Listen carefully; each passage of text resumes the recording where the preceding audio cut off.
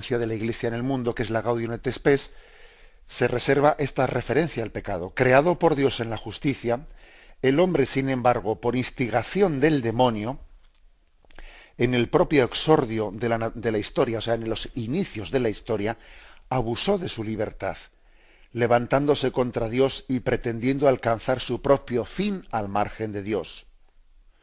Conocieron a Dios, pero no le glorificaron como a Dios. Oscurecieron su estúpido corazón y prefirieron servir a la criatura, no al Creador.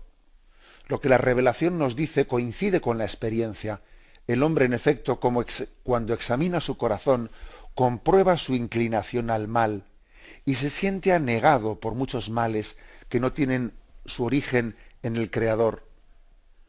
Al negarse con frecuencia a reconocer a Dios como su principio, rompe el hombre la debida subordinación a su fin último y también toda su ordenación, tanto por lo que toca a su propia persona como a las relaciones con los demás y con el resto de la creación.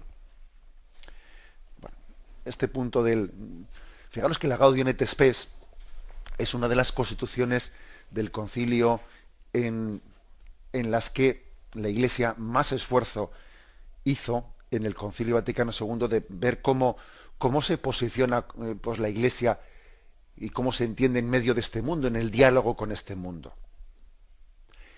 Y en medio de ese esfuerzo de presentación de la Iglesia a los ojos del mundo, o en relación con el mundo, se habla explícitamente del pecado original.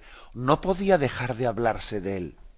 La Iglesia Católica no deja de hablar de este tema en esta Constitución Gaudium et Spes. La Iglesia en el mundo de hoy, cómo se presenta ante el mundo de hoy, no puede dejar de hablar del pecado original, porque sería ocultar un dato que es determinante. Sin este dato hay muchas cosas que no se entienden.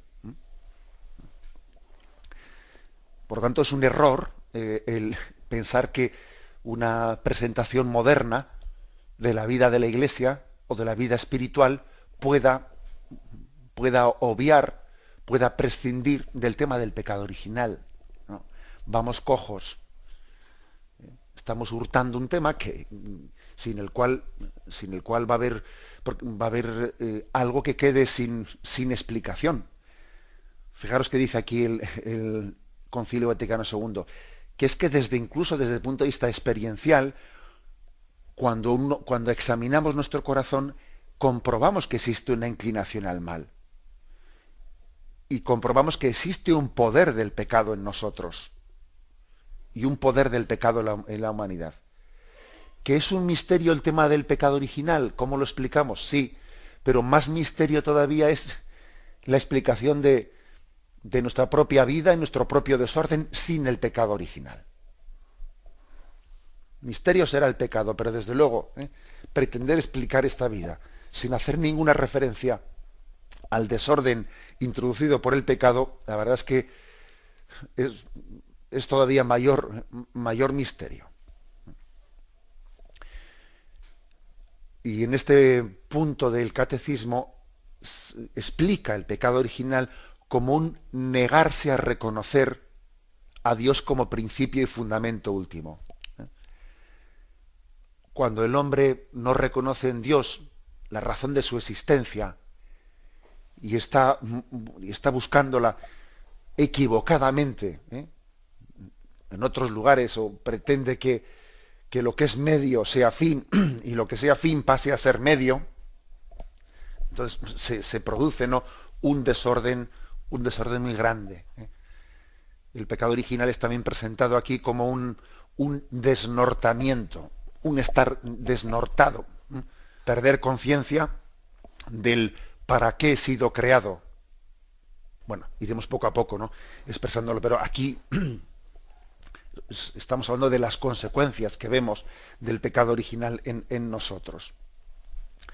Y ese desnortamiento, ese caminar sin rumbo, ese descentramiento, ese estar descentrados, es una consecuencia muy, obvia, muy inmediata del pecado original en nosotros.